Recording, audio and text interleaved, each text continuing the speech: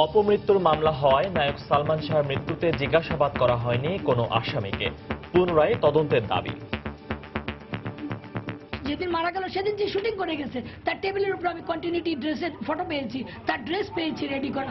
একজন মানুষ মৃত্যু আত্মহত্যা করতে হইলে কন্টিনিউটি ড্রেস রেডি করে আর সব রেডি করে আত্মহত্যা করবে না। হাজবেন্ডের ঘরে যদি স্ত্রী মারা যায় বা স্ত্রী বা স্বামী মারা যায় তাহলে কিন্তু তার ওয়াইফকে একটা এক্সপ্লেনেশন দিতে হয় কি কারণে মারা গেল, কিন্তু তার কোনো ব্যাখ্যা আমরা এখনো দেখি না। আসামি রুবিকে ফিরিয়ে আনতে প্রয়োজনে ইন্টারপোলের সহযোগিতা নেওয়া হবে জানালো পিবিআই।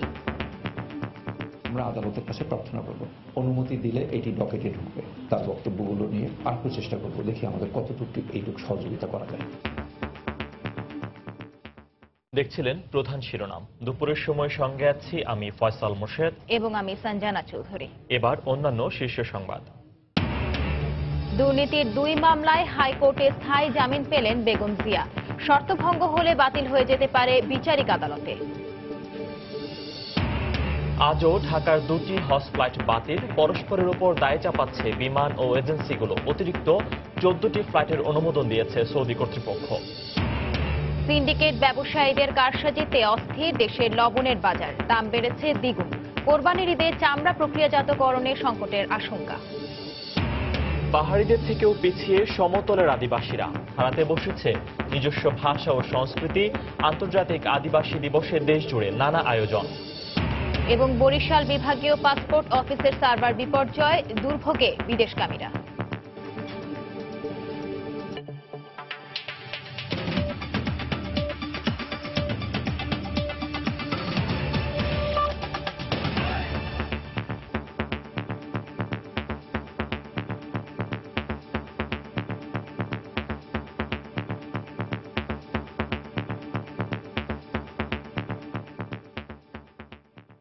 দু দশক পেরিয়ে গেলেও চিত্রনায়ক সালমান শাহর মৃত্যু এখনো রহস্য। আরও ধূম্রজাল তৈরি হয় মামলার 7 নম্বর আসামি রুবির সাম্প্রতিক বক্তব্যে। সালমানের পরিবারের দাবি, হত্যা মামলা আত্মহত্যা বলে চালিয়ে দেওয়ার চেষ্টা এবং মামলার তদন্ত সঠিকভাবে না হওয়ায় আজও জানা যায়নি সত্য। পুনরায় তদন্ত ও আসামিদের গ্রেফতারের দাবি তার পরিবার ও সহকর্মীদের। এদিকে মামলার আইনজীবীরা বলছেন, অপমৃত্যুর মামলা হওয়ার কারণে জিজ্ঞাসাবাদ করা হয়নি কোনো আসামিকে।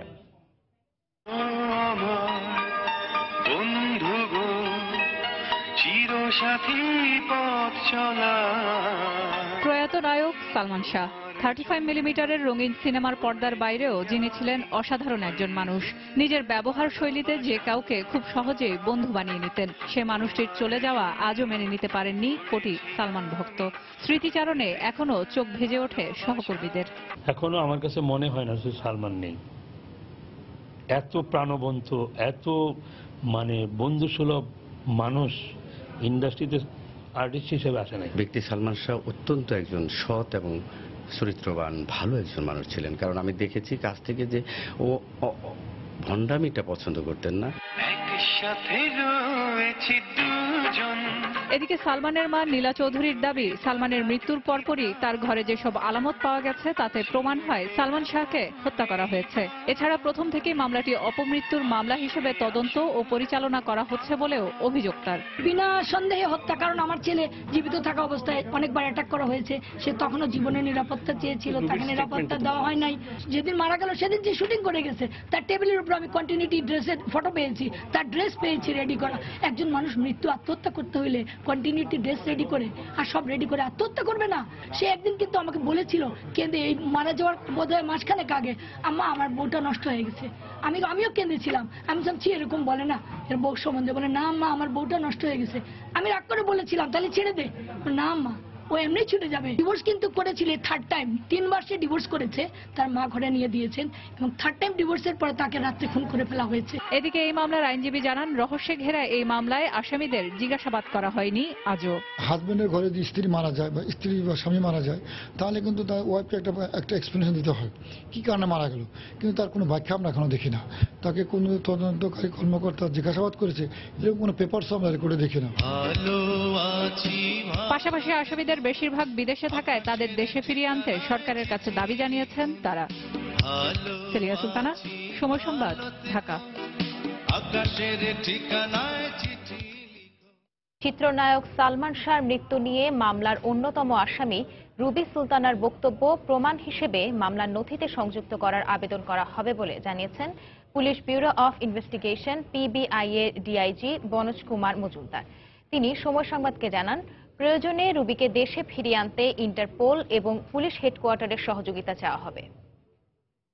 আমরা আদালতের কাছে প্রার্থনা করব যে এটি ডাউনলোড করে একটি সিডি করে আদালত অনুমতি দিলে এটি ডকেটে ঢুকবে। ডকেটে ঢুকলে তার বক্তব্য বিষয়গুলো, তার পরিচয় নিশ্চিত হওয়ার পর তার বক্তব্যগুলো নিয়ে আমরা আরেকটু চেষ্টা করব, দেখি আমাদের কতটুকু এইটুকু সহযোগিতা করা যায়। তাদের সাথে যোগাযোগ করে সে কিভাবে আসতে চায়, কারণ সে তো ভলান্টারি বলছে। যদি সেই রুবি হয়ে থাকেন, সেটা ইন্টারপোল হোক বা আমাদের পুলিশ হেডকোয়ার্টার হোক বা মন্ত্রণালয় হোক, এটি আমরা বের করা যাবে। এদিকে নায়ক সালমান শাহকে হত্যা করা হতে পারে, আবার তিনি আত্মহত্যাও করে থাকতে পারেন বলে নতুন তথ্য দিয়েছেন মামলার আসামি রুবি সুলতানা। সকালে সামাজিক যোগাযোগ মাধ্যম ফেসবুকে লাইভে এসে তিনি একথা বলেন। প্রায় 30 মিনিট ধরে চলা এই লাইভে তিনি অনেক অপ্রাসঙ্গিক কথাও বলেন। এ সময় সালমানকে তিনি খুন করেননি বলেও দাবি করেন। পাশাপাশি সালমান ও সামিরার দাম্পত্য কলহের কথা উল্লেখ করেন রুবি সুলতানা। আর ভিডিওটা কিন্তু আমি ফেসবুকে পোস্ট করেছি মানুষের জন্য না, আমি এটা নীলা ভাবির জন্য একটা মেসেজ ছিল। আমি মানুষের কথা মানুষের কিন্তু বলি না, আমি বারবার বলছি নীলা ভাবি কিছু করেন, বা কি ভাইরাল হলো কি হলো না হলো, যখন পোস্ট করেছি ভাইরালের জন্য না, জাস্ট নীলা ভাবির খবরটা জানানোর জন্য যে এখানে এটা আত্মহত্যা নাও হতে পারে, এটা খুন হতে পারে। আমার মুখ দিয়ে অন্যর কথা বের হয়ে গেছে, প্রমাণ তো দেখান। রুবি খুনি হলো কেমন করে? যে এখানে একটা মশা মারতে গেলেও 2 বার চিন্তা করে, একটা তেলাপোকা মারতে গেলে 2 বার চিন্তা করে, সে খুন করবে মানুষ? বারবার বলছি এক কথা, যে যেটা বিশ্বাস করেন কিছু আসে যায় না। যদি FBI CID নিয়ে আসেন কথা বলবো, তারপর বাঙালির সাথে কথা বলবো না। বাঙালি বুঝে না, বাঙালি বুঝে না কথা। বাঙালি যদি কথা বুঝতো তাহলে 21 বছর এইটা ঝুলে থাকতো না। এবার অন্যান্য প্রসঙ্গ। জিয়া চ্যারিটেবল ও অরফানেজ ট্রাস্ট দুর্নীতি মামলায় বেগম খালেদা জিয়াকে স্থায়ী জামিন দিয়েছেন হাইকোর্ট। বিচারপতি M ইনায়েতুর রহিম ও বিচারপতি শহীদুল করিমের সমন্বয়ে গঠিত হাইকোর্টের দ্বৈত বেঞ্চ এই জামিন দেন। এর আগে বেগম খালেদা জিয়াকে কেন স্থায়ী জামিন দেয়া হবে না 2008 সালে জারি করা রুলের চূড়ান্ত নিষ্পত্তি করা হয়। গত 15 জুলাই চিকিৎসার জন্য লন্ডন যান খালেদা জিয়া। এরপর দুদক তার স্থায়ী জামিন বাতিলের আবেদন করলে নিম্ন আদালতেও এ বিষয়ে শুনানি হয়। দুদকের আইনজীবী খুরশিদ আলম খান জানান, জামিনের অপব্যবহার করা হলে বিচারিক আদালত তার জামিন বাতিল করে দিতে পারবেন। শোকজটা যেটা ছিল রুলে, যে কেন স্থায়ী জামিন দেওয়া হবে না, এই জন্য কারণ দর্শানোর জন্য। তারপরে রুলটা রেডি হয়ে হিয়ারিংয়ে আসে, এবং হিয়ারিংয়ে এসে আজকে ফাইনালি আমাদের 17 নম্বর আদালত এই ফাইনালি 2টা রুল শুনানি শেষে রুল অ্যাবসলিউট করে দিয়েছে এবং বলছে যে জামিন পার্মানেন্টলি হয়ে গেল। রেগুলার জামিনটা কনফার্ম করলো উইথ এ কন্ডিশন, যদি উনি মিসইউজ করে, সেই মিসইউজ যদি করে বিচারিক আদালত সেই যে জামিনটা কনফার্ম করলো ওইটা উনি বাতিল করে দিতে পারবেন। আর 2011 সনে 8 সপ্তাহের জন্য যে আগাম জামিনের ডাইরেকশনটা পেয়েছিলেন, আমরা বললাম আমাদের পক্ষ করা হয়নি, এই মামলাটা পড়ে আছে, এটা একটি ইনফ্র্যাকচুয়াস অ্যাপ্লিকেশন। সরকার বিচার বিভাগের প্রতিপক্ষ হিসেবে অবস্থান নিয়েছে বলে অভিযোগ করেছেন বিএনপির মহাসচিব মির্জা ফখরুল ইসলাম আলমগীর। সকালে ঢাকা আইনজীবী সমিতি ভবনে জাতীয়তাবাদী আইনজীবী ফোরামের এক অনুষ্ঠানে এমন অভিযোগ করেন তিনি। এ সময় সরকারের মন্ত্রীরা সুপরিকল্পিতভাবে রাষ্ট্রের সাংবিধানিক প্রতিষ্ঠানগুলোর সাথে বিরোধ সৃষ্টি করছে বলেও অভিযোগ করেন বিএনপি মহাসচিব। এই রায় দেওয়ার পরে, অবজারভেশন দেওয়ার পরে মন্ত্রিসভায় যে আলোচনা হয়েছে এবং সরকারের কিছু মন্ত্রী, আওয়ামী লীগের কিছু নেতা তার যে ভাষায় কথা বলছেন তা আদালত অবমাননার দায়ে পড়ে কিনা। সুপরিকল্পিতভাবে রাষ্ট্রের যে 3টি প্রধান স্তম্ভ, সেই স্তম্ভগুলোকে ধ্বংস করে দিয়ে তাদের মধ্যে বিরোধ সৃষ্টি করছে সরকার নিজে। অর্থমন্ত্রী যে কথা বলেছেন, স্বাস্থ্যমন্ত্রী যে কথা বলেছেন, খুব পরিষ্কার হয়ে যাচ্ছে এই সরকার এই বিচার বিভাগের প্রতিপক্ষ হিসেবে একটা অবস্থান নিয়েছে।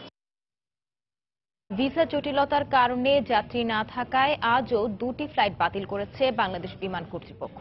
এদিকে প্রতিদিনই নানা জটিলতায় হজ ফ্লাইট বাতিল হয়ে যাওয়ায় চরম ভোগান্তিতে পড়েছেন যাত্রীরা। এই অবস্থার জন্য ধর্ম মন্ত্রণালয় হজ এজেন্সিগুলোর অতিরিক্ত মুনাফার লোককে দায়ী করলেও এজেন্সিগুলো দায় চাপাচ্ছে বিমানের ওপর। এদিকে বাংলাদেশ বিমানের ব্যবস্থাপনা পরিচালক জানিয়েছেন, আটকে পড়া যাত্রীদের হজে পাঠাতে বাংলাদেশ বিমানকে 14টি অতিরিক্ত ফ্লাইটের অনুমতি দিয়েছে সৌদি সরকার। হজ ফ্লাইট শুরুর 2 দিন পর থেকে প্রতিদিনই একের পর এক হজ ফ্লাইট বাতিল হয় চরম ভোগান্তি পোহাচ্ছেন যাত্রীরা। এজন্য ধর্ম মন্ত্রণালয় সহ সংশ্লিষ্ট সংস্থাগুলো একে অপরের উপর দোষ চাপাচ্ছেন। তবে পরিস্থিতি যত জটিলই হোক, শেষ পর্যন্ত সবাই হজে যাবে কর্তৃপক্ষের এমন আশ্বাসেও যেন স্বস্তি নেই ভুক্তভোগীদের। প্রথম বলছে 3 তারিখ, তারপর বলছে 11 তারিখ, তারপর বলছে না 10 তারিখ আসতে। তারপর তো আমরা এখন আসছি, এখন বলতেছে আমাদের কোনো আমরা এখন কোথায় কি করবো, এখন কোনো কথাই বলতেছে না। আমাদেরকে ডকুমেন্ট যে আছে ভিসা, পাসপোর্ট আর টিকিট আমাদেরকে কিছু দেয়নি।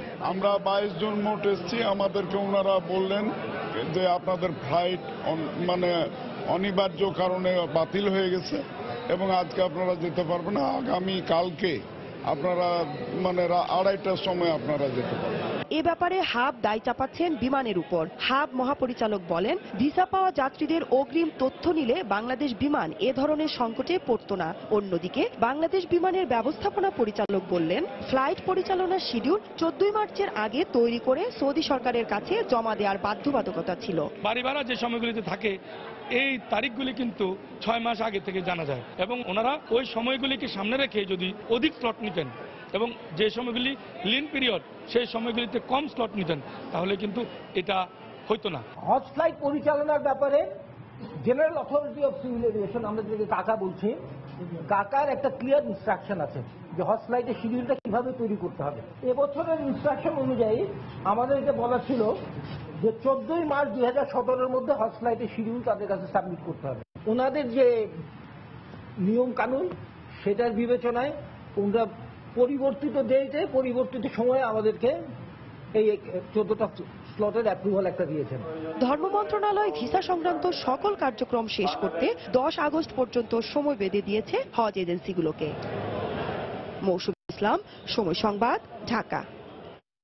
এই মুহূর্তে আশকোনা হজ ক্যাম্পে আছেন সহকর্মী তাফসির বাবু, সরাসরি চলে যাচ্ছে তার কাছে। তাফসির। ফয়সাল, 7:55 সর্বশেষ যে হজ ফ্লাইট সেটি আজকে ছেড়ে যাবে এবং সেই ফ্লাইটের জন্য যারা যাত্রী রয়েছেন তারা এই মুহূর্তে এই হজ ক্যাম্পে অবস্থান করছেন এবং যে আনুষঙ্গিক প্রক্রিয়া সেগুলো তারা সম্পন্ন করছেন। আর ঘন্টা 2 থেকে 2.5 ঘন্টা পরে তাদের ইমিগ্রেশনের যে প্রক্রিয়া সেগুলো শুরু হবে। আপনারা হয়তো দেখবেন যে এখানে যেসব হজযাত্রী এসেছেন তারা তাদের ভিসা, টিকিট প্রক্রিয়া এবং অন্যান্য কাজগুলো গুছিয়ে রাখছেন। আর এর বাইরে আজকে তো 4:30টার ফ্লাইট যেটি ছিল সেটি বাতিল হয়ে গেছে এবং সেই ফ্লাইটে যারা ছিলেন তাদের আসলে নানা রকম সমস্যার মধ্যে পড়েছেন, যেহেতু এদের মধ্যে অনেকেই রয়েছেন যারা আসলে 5-6 তারিখ থেকেই তারা ঘুরছেন, তাদের নির্দিষ্ট ফ্লাইট শিডিউল ছিল কিন্তু সেগুলো একের পর এক ক্যান্সেল হয়েছে। আর 12টার সময় আজকে বিমান থেকে ব্রিফিং করে সর্বশেষ পরিস্থিতি জানানো হয়েছে। তারা স্পষ্ট করে জানিয়েছেন যে বিমান এবং সাউদিয়া মিলে 24টি ফ্লাইট আসলে বাতিল হয়েছে, এর মধ্যে বিমানেরই 19টি। তো এই 19টি ফ্লাইটে প্রায় 9,000-এর বেশি যাত্রী তারা পরিবহন করতে পারতেন, কিন্তু যেহেতু 19টি ফ্লাইট বাতিল হয়েছে এই 9,000 যাত্রীকে তারা পরিবহন করতে পারেননি। তবে বিমান বলছে এই পরিস্থিতিও তারা সামাল দিতে পারবে যদি আগামী দিনের পরিস্থিতি অনুকূলে থাকে, কিন্তু সেটিও নাকি অনুকূলে নেই। আগামী 3 দিনের মধ্যে অন্তত 3টি ফ্লাইট এখনো পর্যন্ত বাতিলের ঝুঁকিতে আছে বলেই বিমান কর্তৃপক্ষ আমাদেরকে জানিয়েছেন। তো এরপরও তারা সৌদি আরব থেকে যেহেতু 14টি অতিরিক্ত ফ্লাইট পরিচালনার অনুমতি চেয়েছেন, সেখান থেকে 14টি ফ্লাইট পরিচালনার অনুমতি তারা পেয়েছেন, কিন্তু বিমান বলছে যে যেই শিডিউলে সৌদি আরব থেকে অনুমতি দেওয়া হয়েছে এর মধ্যে সর্বোচ্চ 8টি শিডিউল তারা ব্যবহার করতে পারবেন, কারণ বাকি শিডিউলগুলোতে অন্য বিমান রয়েছে, অন্য ফ্লাইট রয়েছে এবং অন্যান্য কার্যকলাপ রয়েছে। তো এই মুহূর্তে আসলে যে পরিস্থিতি, এ থেকে উত্তরণের জন্য বিমান কর্তৃপক্ষ, হজ অফিস এবং হজ এজেন্সিগুলো সকলেরই সমন্বিত পদক্ষেপ দরকার বলে বিমান কর্তৃপক্ষ আমাদেরকে জানিয়েছে। তো এই ছিল হজ অফিস থেকে সর্বশেষ। দর্শক, আজকোনা হজ ক্যাম্প থেকে হজ ফ্লাইটের সবশেষ খবর জানাতে সরাসরি যোগ দিয়েছিলেন সহকর্মী তাফসির বাবু। যাচ্ছে পরবর্তী খবরে। 9,761 কোটি টাকার 11টি উন্নয়ন প্রকল্পের অনুমোদন দিয়েছে জাতীয় অর্থনৈতিক পরিষদের নির্বাহী কমিটি একনেক। সকালে প্রধানমন্ত্রীর সভাপতিত্বে রাজধানীর শেরে বাংলা নগরের এনএসসি সম্মেলন কক্ষে প্রকল্পগুলোর অনুমোদন দেওয়া হয়। এর মধ্যে চট্টগ্রাম শহরে জলাবদ্ধতা নিরসনে খাল পুনর্খনন, সম্প্রসারণ, সংস্কার ও উন্নয়ন প্রকল্পে ব্যয় ধরা হয়েছে 5,600 কোটি টাকা। মহেশখালী পাওয়ার হাবের ভূমি অধিগ্রহণ প্রকল্পে ব্যয় ধরা হয়েছে 1,300 কোটি টাকা। সভা শেষে ব্রিফ করেন পরিকল্পনা মন্ত্রী। দুপুরের সময় আরো থাকছে। দক্ষ জনশক্তি তৈরিতে কাজে আসছে না সরকারি বেসরকারি বিভিন্ন সংস্থার প্রশিক্ষণ। মানোন্নয়ন চুক্তি হতে যাচ্ছে যুক্তরাজ্যের সঙ্গে।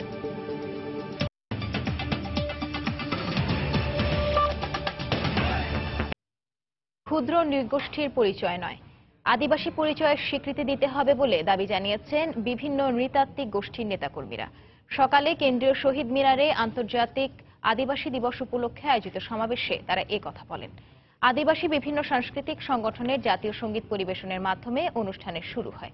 এ সময় বক্তারা 2007 সালে জাতিসংঘ ঘোষিত আদিবাসী অধিকারের ঘোষণাপত্রের বাস্তবায়ন চান। এছাড়াও 10 বছর পেরিয়ে গেলেও এর বাস্তবায়ন না হওয়ায় ক্ষোভ প্রকাশ করেন তারা। বক্তারা বলেন, আদিবাসীদের অধিকার বঞ্চিত রেখে অসাম্প্রদায়িক বাংলাদেশের স্বপ্ন বাস্তবায়িত হবে না।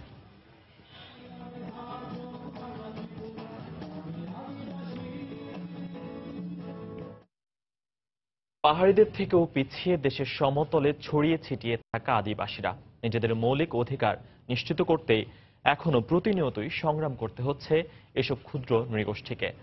নির্দিষ্ট মন্ত্রণালয় না থাকায় বঞ্চিত সরকারি সব ধরনের সুযোগ সুবিধা থেকেও। আইনের সঠিক বাস্তবায়ন সহ সরকারি হস্তক্ষেপের বিকল্প নেই বলে মনে করেন বিশেষজ্ঞরা। টাঙ্গাইল প্রতিনিধি কাদের তালুকদারকে সঙ্গে নিয়ে সাইফুল ইসলামের ক্যামেরায় রাশেদ লিমনের রিপোর্ট। আদি অকৃত্রিম এই মাতৃত্বের মমতা, জাতি ধর্ম বর্ণভেদে যা সবসময় একই রকম। 8-10টা মায়ের মতন সমতলের আদিবাসী এই মা নিজের মমতার সবটুকু নিংড়ে দিলেও দিতে পারেন না একটি নিশ্চিত ভবিষ্যতের নিশ্চয়তা। কাগজে কলমে সঠিক হিসাব না থাকলেও সরকারি বেসরকারি বেশ কয়েকটি ধারণা থেকে বোঝা যায় দেশে মোট আদিবাসীর সংখ্যা প্রায় 15 লক্ষ, যার অধিকাংশই পার্বত্য এলাকায়। তবে এর বাইরেও ময়মনসিংহ, গাজীপুর, টাঙ্গাইল, রাজশাহী, দিনাজপুর, সিলেট ও নেত্রকোনা সহ সমতলের বেশ কিছু এলাকায় ছড়িয়ে ছিটিয়ে আছে কিছু ক্ষুদ্র নৃগোষ্ঠী। সংখ্যাত্মক হিসাবে যা 2 লাখের বেশি নয়। নেই ভূমির অধিকার, পিছিয়ে আছে শিক্ষায়। চলমান উন্নয়নের ধারা থেকে অনেকটাই দূরে সমতলের এই আদিবাসীরা মনে করেন পাহাড়ি নৃগোষ্ঠীগুলোর চেয়েও অনেকটাই পিছিয়ে আছেন তারা। কোনো জায়গা নাই, জমি নাই, অনেক অনেক মানুষে বয়স্ক ভাতা পায়, সাহায্য পায়, আমরা যাই, কোনো কিছু খায় না। আমাদের কোনো সুযোগ সুবিধা নেই, জমি নিয়ে মামলা, আমাদের বন মামলা, স্কুল কলেজ, এদিকে কষ্ট, আমরা কোনো সাহায্য পাই না সরকারের কাছে। পার্বত্য চট্টগ্রামের মতো বড় পরিসরে না হলেও রাষ্ট্রের কাছে একটু ভরসার জায়গা চান তারা। পার্বত্য চট্টগ্রামের যে আদিবাসী যে সুযোগ সুবিধা পায় সেই হিসেবে আমরা অতটুকু পাচ্ছি না। সরকারটা আমাদের দিক তাকাতো তাহলে আমরা একটু আগে যেতে পারতাম। আদিবাসীদের অধিকার নিয়ে কাজ করে এমন সংগঠনগুলো বলছে প্রচলিত আইনের সঠিক বাস্তবায়ন নিশ্চিত করতে পারলে অনেকটাই এগিয়ে যাবে এই জনগোষ্ঠী। যতটুকু আইনি কাঠামো আছে তাও তো হচ্ছে না। আমাদের দেশে যে বাজেট বরাদ্দ হয় সেটা তো মন্ত্রণালয় ভিত্তিক, তো সমতলের আদিবাসীদের জন্য কোনো কাঠামো না থাকায় তারা কোনো বাজেট বরাদ্দ পায় না। অন্ততপক্ষে পার্বত্য চট্টগ্রাম ও স্পেশাল অ্যাফেয়ার্স বিষয়ক একটা মন্ত্রণালয় তো সরকার করতেই পারে। সেক্ষেত্রে নিজেদের অধিকার আদায়ে এসব আদিবাসীদের আরো সচেতন হওয়ার আহ্বান জানান তারা। জীবন সংগ্রামের পাশাপাশি এই মানুষগুলোকে লড়াই করতে হচ্ছে নিজেদের ভূমির অধিকার ফিরে পেতে, আবার সামাজিকভাবে হতে হচ্ছে নানাভাবে লাঞ্ছিত। তবে বাড়তি কোনো চাওয়া নয়, নিজেদের ন্যায্য অধিকার ফিরে পেতেই সরকারের দিকে তাকিয়ে আছে এই ক্ষুদ্র নৃগোষ্ঠীর মানুষগুলো। রাশেদ লিমন, সময় সংবাদ, টাঙ্গাইল। নিজস্ব ভাষা, আলাদা সংস্কৃতি, রীতিনীতি ও মূল্যবোধ নিয়ে আদিবাসী বা ক্ষুদ্র নৃগোষ্ঠী একসময় দেশের দুর্গম জনপদে বসতি গড়ে তুলেছিল। ক্রমেই তাদের অবস্থান সংকুচিত হয়ে আসছে। নানামুখী চাপে শুধু দরিদ্রতা নয়, হারাতে বসেছে নিজস্ব ভাষা ও সংস্কৃতিও।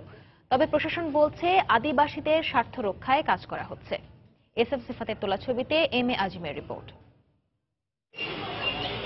প্রায় 200 বছরেরও বেশি সময় আগে মিয়ানমার থেকে পালিয়ে বরগুনার তালতলিতে আসে রাখাইন সম্প্রদায়। তখন জঙ্গল উজাড় করেই বসতি গড়ে তোলেন তারা। পুরো উপজেলাটাই তখন ছিল রাখাইনদের দখলে। কালের বিবর্তনে বাঙালিরাও বসবাস শুরু করেন এ এলাকায়। বর্তমানে উপজেলাটির কয়েকটি স্থানে হাতে গোনা কয়েকটি পাড়ায় রাখাইনরা বসবাস করছেন।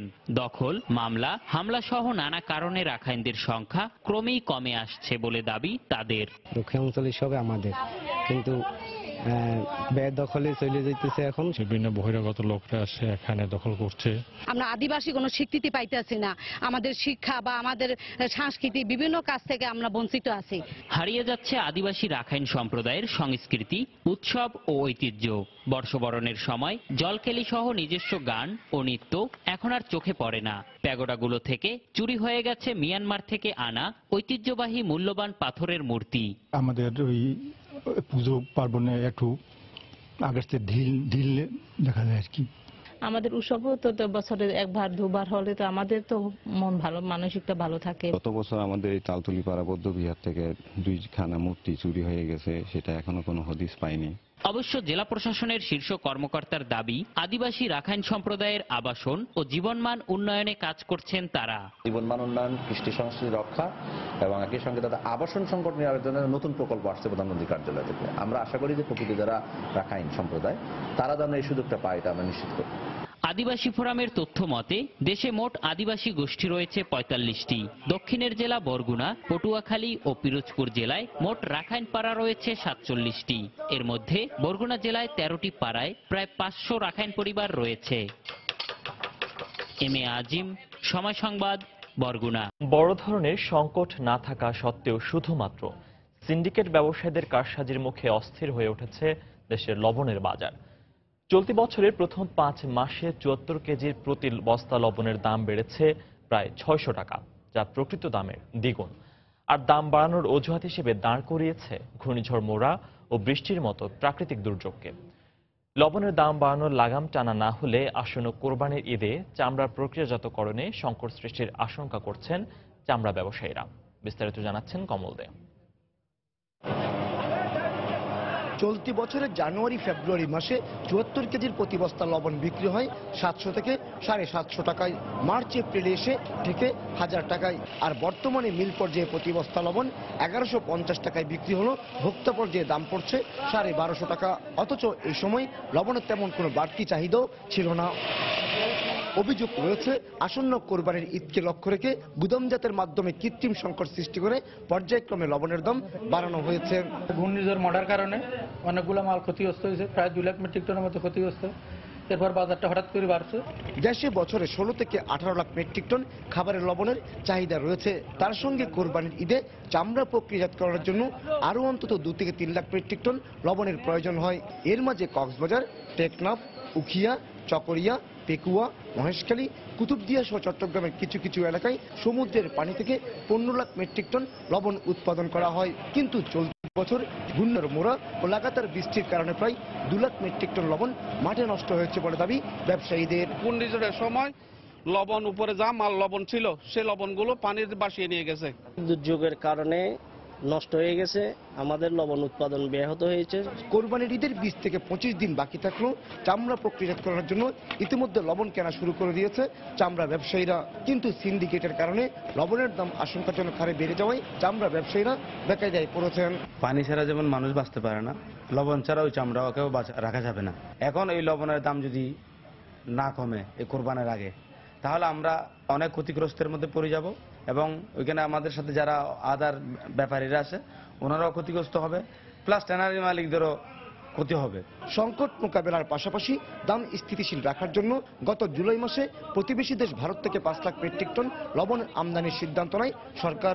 লবণ আমদানির জন্য 40 দিন নির্ধারণ করে দেওয়া হলো। আমদানিকৃত লবণের কোনো চালান এখনো দেশে এসে পৌঁছায়নি।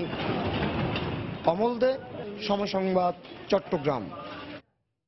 নোয়াখালী নার্সিং ইনস্টিটিউটে হোস্টেলে রাতের খাবার খাওয়ার পর 35 শিক্ষার্থী অসুস্থ হয়ে পড়েছে। তাদেরকে নোয়াখালী জেনারেল হাসপাতালে ভর্তি করা হয়েছে। চিকিৎসক জানান, ভোরে আবাসিক হলে অবস্থানকারী প্রথম বর্ষের ছাত্রীরা রাতের খাবার খেয়ে নিজেদের রুমে চলে যায়। এর কিছুক্ষণ পর হঠাৎ কয়েকজনের বমি হয়। সকাল নাগাদ অসুস্থ শিক্ষার্থীর সংখ্যা বেড়ে গেলে তাদের হাসপাতালে ভর্তি করে কর্তৃপক্ষ। তবে হোস্টেলের খাবার নয়, বাইরে থেকে কিছু খাওয়ার কারণেই তাদের ডায়রিয়া হয়েছে বলে ধারণা হোস্টেল কর্তৃপক্ষের।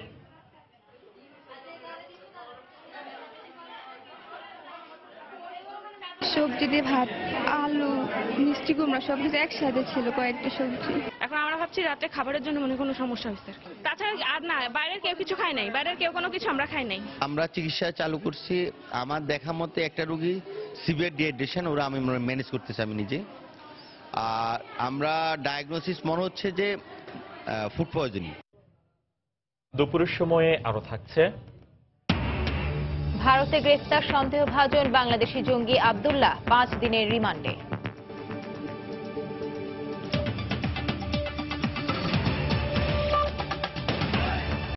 বরিশাল বিভাগীয় পাসপোর্ট অফিসের সার্ভারে বিপর্যয় দেখা দেয় গত রোববার থেকে সাময়িকভাবে বন্ধ রয়েছে সকল কার্যক্রম। এতে দুর্ভোগে পড়েছেন বিদেশগামীরা। পাসপোর্ট অধিদপ্তর জানিয়েছে দ্রুত সমস্যার সমাধানের চেষ্টা চলছে। এই ঘটনায় তদন্ত কমিটি গঠনের দাবি জানিয়েছেন নাগরিক পরিষদের নেতারা। মাহমুদুন নবীর তোলা ছবিতে আরো জানাচ্ছেন ফিরদৌস সোহাগ। সার্ভারে বিপর্যয় দেখা দেয় বরিশাল বিভাগীয় পাসপোর্ট অফিসের নতুন পাসপোর্টের আবেদন জমা, ডাটা এন্ট্রি, ছবি তোলা ও ডেলিভারি সহ সব সেবা কার্যক্রম সাময়িকভাবে বন্ধ রয়েছে। সমস্যার শুরুটা চলতি সপ্তাহে কার্যদিবসের প্রথম দিন থেকে। এতে বিভিন্ন উপজেলা থেকে আগত সেবা গ্রহীতারা সেবা না পেয়ে ফিরে যাচ্ছেন। দুর্ভোগে পড়েছেন পাসপোর্ট প্রত্যাশীরা। পাসপোর্ট দেওয়ার কথা ছিল, আমি নিতে পারিনি। সার্ভারের সমস্যার কথা বলতেছে এরা। 4-5 বার আসছে, এখন পর্যন্ত পাচ্ছি না। আমার শনিবার দিন ফ্লাইট, ভোর 6টার সময় ফ্লাইট। আমি যদি পাসপোর্ট না পাই তাহলে আমার তো সমস্ত জিনিস ফিনিশ হয়ে যাবে। তারা কেন হয়রানি করে? আমার ভিসা ক্যান্সেল হয়ে গেলে আমার পরিবার ধ্বংস হয়ে যাবে। এ ঘটনায় তদন্ত কমিটি গঠনের দাবি জানিয়েছেন নাগরিক পরিষদের এই নেতা। অবিলম্বে এই সব ত্রুটিজনিত বিষয়কে খতিয়ে দেখার জন্য একটি তদন্ত কমিটি করা প্রয়োজন। যারা এটার জন্য দোষী দায়ী তাদের শাস্তি দেয়া প্রয়োজন। ভবিষ্যতে যাতে এ ধরনের কোনো ঘটনা না ঘটে সেজন্য পদক্ষেপ গ্রহণ করা প্রয়োজন। এদিকে সমস্যার দ্রুত সমাধানের চেষ্টা চলছে বলে জানান পাসপোর্ট অধিদপ্তরের কর্মকর্তা। আশা করি ওই দিন শর্ট টাইমের মধ্যে এই সমস্যার সমাধান করবে এবং আমরা এই ব্যাপারে উদ্বোধন কর্তৃপক্ষের সহিত, ঢাকার সহিত, আইসিডি ডিভিশনের সহিত আমরা যোগাযোগ করতেছি। তারাও চেষ্টা করতেছেন যাতে সমস্যা দ্রুত সমাধান হয় এবং মানুষ যাতে ভোগান্তি না হয়। 2010 সালে মেশিন রিডেবল পাসপোর্ট কার্যক্রম শুরুর পর বরিশালে প্রথমবারের মতো সার্ভারে বিপর্যয়ের ঘটনা ঘটল। এখানে প্রতিদিন গড়ে আবেদনপত্র জমা ও পাসপোর্ট ইস্যু হয় 150 করে। ফিরদৌস সোহাগ, সময় সংবাদ, বরিশাল। দক্ষ জনশক্তি তৈরির লক্ষ্যে সরকারি বেসরকারি বিভিন্ন সংস্থা প্রশিক্ষণ দিলেও অধিকাংশ ক্ষেত্রে এসব সনদ আন্তর্জাতিকভাবে গৃহীত হয় না। প্রশিক্ষণের মান নিয়েও থাকে প্রশ্ন। তাই অনেক বিদেশি প্রতিষ্ঠান তাদের চাহিদা অনুযায়ী প্রশিক্ষণ দিয়ে কর্মী নেয়। এই অবস্থায় উত্তরণে কারিগরি প্রশিক্ষণের মানোন্নয়ন ও সনদের আন্তর্জাতিক স্বীকৃতি অর্জনের জন্য যুক্তরাজ্যের কারিগরি শিক্ষার সার্টিফিকেশন অথরিটি সিটি অ্যান্ড গিল্ডের সঙ্গে চুক্তি স্বাক্ষর করতে যাচ্ছে জনশক্তি কর্মসংস্থান ও প্রশিক্ষণ ব্যুরো বিএমইটি। বিস্তারিত জানাচ্ছেন হাজেরা শিউলি। দেশের অভ্যন্তরীণ শ্রমবাজারের চাহিদা পূরণ ও স্বল্প শিক্ষিত জনগোষ্ঠীর কর্মসংস্থানের জন্য সারা দেশে এখন পর্যন্ত 70টি কারিগরি প্রশিক্ষণ কেন্দ্র প্রতিষ্ঠা করেছে সরকার। প্রতি বছর এসব কেন্দ্র থেকে প্রশিক্ষণ পায় 6 লাখ শিক্ষার্থী। এসব প্রতিষ্ঠান থেকে বের হওয়া তরুণরা দেশীয় শিল্পের দক্ষ শ্রমিকের চাহিদা কিছুটা পূরণ করলেও আন্তর্জাতিক কোনো সংস্থার স্বীকৃতি না থাকায় বিদেশে গিয়ে ভালো বেতনের চাকরি পায় না। এই অবস্থায় প্রশিক্ষণ সনদের আন্তর্জাতিক মান অর্জনে যুক্তরাজ্যের সার্টিফিকেশন অথরিটি সিটি অ্যান্ড গিল্ডের সাথে চুক্তি করতে যাচ্ছে বিএমইটি। একটি চুক্তি স্বাক্ষর হবে আমাদের সাথে। 6টি ট্রেনিং সেন্টার ওদের অ্যাসেসমেন্টে কোয়ালিফাই করছে। 50 জন ট্রেনারকেও ট্রেনিং দেওয়া হয়েছে। তারা সিটি অ্যান্ড গিল্ডসের যে স্ট্যান্ডার্ড, ওই স্ট্যান্ডার্ডে তারা ট্রেনিং দিতে পারবে। 80টা দেশে এই সার্টিফিকেটটা রিকগনাইজ। কাজে আমরা এখানে বসেই গ্লোবাল স্ট্যান্ডার্ডের কর্মী তৈরি করতে পারবো। এতে যেমন বিদেশের দক্ষ কর্মী পাঠানোর সম্ভাবনা বাড়বে, তেমনি দেশের বিভিন্ন খাতে দক্ষ শ্রমিকের সংকট অনেকটাই কাটবে বলে মনে করেন অভিবাসন বিশেষজ্ঞ। এটা যদি সাকসেসফুলি যদি আমরা করতে পারি এবং সেই হিসেবে আমাদের ট্রেনিং সেন্টারগুলোকে যদি ঢেলে সাজাতে পারি ওই মানে, তাহলে তো আমরা অভ্যন্তরীণ বাজারের ক্ষেত্রে দক্ষ জনশক্তি পাবো এবং আন্তর্জাতিক বাজারের জন্য তারা তৈরি থাকবে। প্রশিক্ষিত শ্রমিক বিদেশে গেলেও রেমিটেন্সও বাড়বে, এমন প্রত্যাশা বাংলাদেশ কোরিয়া কারিগরি প্রশিক্ষণ কেন্দ্রের অধ্যক্ষের। আমরা যে ট্রেনিংটা দিচ্ছি গতানুগতিক ট্রেনিং বা ট্রেডিশনাল ট্রেনিং হচ্ছে, মডার্ন টুলস অ্যান্ড ইকুইপমেন্ট দিয়ে যে ট্রেনিং সেটা সিটি অ্যান্ড গিল্ডসের মাধ্যমে এটা নিশ্চিত করা যেতে পারে। শ্রমিকদের যদি ইন্টারন্যাশনাল স্ট্যান্ডার্ডের ট্রেনিং দিতে পারি, সার্টিফিকেট দিতে পারি, তাহলে অবশ্যই রেমিটেন্স বাড়বে, এতে কোনো সন্দেহ নাই। প্রাথমিকভাবে ইলেকট্রিক্যাল, প্লাম্বিং, হসপিটালিটি সেক্টর সহ 6টি বিষয়ে সিটি অ্যান্ড গিল্ডের তত্ত্বাবধানে আন্তর্জাতিক কারিকুলামে প্রশিক্ষণ দেওয়া হবে। শিউলি, সময় সংবাদ, ঢাকা। জাতীয় শোক দিবস উপলক্ষে বঙ্গবন্ধুর জীবন ও কর্মের ওপর সপ্তাহব্যাপী প্রামাণ্যচিত্র, আলোকচিত্র প্রকাশনের প্রদর্শনী কর্মসূচি পালন করছে তথ্য মন্ত্রণালয়। সকালে রাজধানীর সার্কিট হাউস রোডে চলচ্চিত্র প্রকাশন অধিদপ্তর মিলনায়তনে এই কর্মসূচির উদ্বোধন করেন চলচ্চিত্র প্রকাশন অধিদপ্তরের মহাপরিচালক মোহাম্মদ ইশতাক হোসেন, তথ্য মন্ত্রণালয়ের সচিব মর্তুজা আহমেদ ও ফিল্ম আর্কাইভের মহাপরিচালক শচীন্দ্রনাথ হালদার। চলচ্চিত্র প্রকাশন অধিদপ্তরে সপ্তাহব্যাপী ডিজিটাল স্ক্রিনে বঙ্গবন্ধুর 7ই মার্চের ভাষণ প্রদর্শন করা হচ্ছে। সেই সাথে বঙ্গবন্ধুর বিভিন্ন সময়ের দুর্লভ আলোকচিত্র, তার জীবন ও কর্ম সংক্রান্ত বিভিন্ন প্রকাশনা উন্মুক্ত থাকবে দর্শকদের জন্য।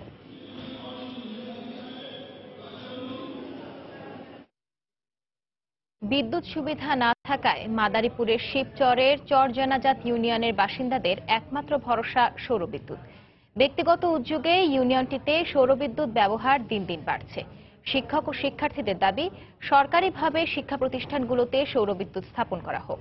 তবে জেলা প্রশাসক আশ্বাস দেন, সৌরবিদ্যুৎ নয়, পর্যায়ক্রমে ইউনিয়নটিতে বিদ্যুতের সংযোগ দেওয়া হবে। সঞ্জয় কর্মকার, অভিজিতের তথ্য ও শাহজাদ আকনের ছবি নিয়ে ডেস্ক রিপোর্ট। মাদারীপুরের শিবচরের চরজানাজাত ইউনিয়নটি জেগে ওঠা পদ্মার চরে হওয়ায় নানা সুযোগ সুবিধা থেকে বঞ্চিত এখানকার 18টি গ্রামের বাসিন্দারা। একসময় দিনের আলো নিভে যাওয়ার পর গ্রামগুলোতে নেমে আসতো অন্ধকার। বিদ্যুৎ ছিল মানুষের কাছে স্বপ্ন। তবে সম্প্রতি ব্যক্তিগত উদ্যোগে বাড়িতে অনেকে স্থাপন করছেন সৌরবিদ্যুৎ। এই সৌরবিদ্যুৎ ব্যবহার করে পড়ালেখার পাশাপাশি টেলিভিশন, ইন্টারনেট, মোবাইল ব্যবহারের সুবিধা পাচ্ছেন তারা। তবে আকাশ মেঘাচ্ছন্ন থাকলে পর্যাপ্ত চার্জ না হয় সৌরবিদ্যুৎ ব্যবহারে সমস্যা হয় বলে জানান স্থানীয়রা। টিপি সিটি আমরা মোবাইলে সৌরবিদ্যুতে চালাই, যখন তুফান আসে তখন আমরা এগুলি দেওয়া যায়, অন্ধকারে আমরা থাকি। এই অবস্থায় পদ্মার চরের শিক্ষা প্রতিষ্ঠানগুলোতে শিক্ষা ব্যবস্থা এগিয়ে নেওয়ার লক্ষ্যে সরকারিভাবে সৌরবিদ্যুৎ স্থাপনের দাবি শিক্ষক ও শিক্ষার্থীদের। অনেক সময় দেখা যায় যে আকাশ মেঘাচ্ছন্ন হলে অন্ধকার হয়ে যায়, লাইটের দরকার আছে, ছাত্রছাত্রীরা পড়াশোনা করতে সমস্যা হয়। বিদ্যালয়ে কারেন্ট নাই, সৌরবিদ্যুৎ নাই, থাকলে আমাদের ভালো হতো। সৌরবিদ্যুতে সবসময় চার্জ থাকে না, এজন্য যদি কারেন্ট হতো তাহলে খুব ভালো হতো। আমাদের যদি কারেন্ট থাকতো তাহলে আমাদের পড়ালেখা অনেক মান উন্নত হতো। জেলা প্রশাসনের শীর্ষেই কর্মকর্তা জানালেন, সৌরবিদ্যুৎ নয়, সরকারের উন্নয়নের ধারা অব্যাহত রাখতে পর্যায়ক্রমে ইউনিয়নটিকে বিদ্যুতের সংযোগ দেওয়া হবে। ভৌগোলিক কারণে এখানে বিদ্যুৎ সরবরাহ আপাতত সম্ভব হচ্ছে না, ভবিষ্যতে হয়তো বিদ্যুৎ সরবরাহের সুযোগ সৃষ্টি করা যাবে। মাদারীপুরের শিবচরের চর জানাজাত ইউনিয়নে 30,000 মানুষের বসবাস। এখানে 10টি সরকারি প্রাথমিক বিদ্যালয়, 5টি মাধ্যমিক বিদ্যালয় ও 3টি মাদ্রাসা রয়েছে। সময় সংবাদ, মাদারীপুর। ভারতে গ্রেফতার হওয়া সন্দেহভাজন বাংলাদেশি জঙ্গি আব্দুল্লাহকে 5 দিনের রিমান্ডে নেওয়া হয়েছে। মঙ্গলবার তাকে উত্তরপ্রদেশের লখনৌতে একটি আদালতে তোলা হলে চিফ জুডিশিয়াল ম্যাজিস্ট্রেট আব্দুল্লাহকে জিজ্ঞাসাবাদের নির্দেশ দেন। গত রোববার তাকে মুজফ্ফরনগর থেকে গ্রেফতার করে ভারতের অ্যান্টি টেরোরিজম স্কোয়াড ATS। তাদের দাবি, আব্দুল্লাহ বাংলাদেশের নিষিদ্ধ ঘোষিত আনসারুল্লাহ বাংলা টিমের সদস্য। তার বিরুদ্ধে তরুণদের জঙ্গি দলে ভেড়াতে সহযোগিতার অভিযোগ রয়েছে বলেও জানানো হয়। দুপুরের সময় পর্যায়ে শীর্ষ সংবাদ জানিয়ে দিচ্ছি আরেকবার। জিয়া অরফানেজ ও চ্যারিটেবল ট্রাস্ট মামলায় স্থায়ী জামিন পেলেন বেগম জিয়া। শর্ত ভঙ্গ হলে বাতিল করতে পারবেন হাইকোর্ট। আজও ঢাকার 2টি হজ ফ্লাইট বাতিল। পরস্পরের উপর দায় চাপাচ্ছে বিমান ও এজেন্সিগুলো। অতিরিক্ত 14টি ফ্লাইটের অনুমোদন দিয়েছে সৌদি কর্তৃপক্ষ। সিন্ডিকেট ব্যবসায়ীদের কারসাজিতে অস্থির দেশের লবণের বাজার, দাম বেড়েছে দ্বিগুণ। কোরবানির ঈদে চামড়া প্রক্রিয়াজাতকরণের সংকটের আশঙ্কা। অপমৃত্যুর মামলা হওয়ায় নায়ক সালমান শাহর মৃত্যুতে জিজ্ঞাসাবাদ করা হয়নি কোনো আসামিকে। আসামি রুবিকে ফিরিয়ে আনতে প্রয়োজনে ইন্টারপোলের সহযোগিতা নেবে PBI। এবং পাহাড়িদের থেকেও পিছিয়ে সমতলের আদিবাসীরা হারাতে বসেছে নিজস্ব ভাষা ও সংস্কৃতি। আন্তর্জাতিক আদিবাসী দিবসে দেশ জুড়ে নানা আয়োজন। এই ছিল দুপুরের সময়। যে কোনো খবর পেতে ভিজিট করুন সময়নিউজ.tv। আর সঙ্গেই থাকুন সময়।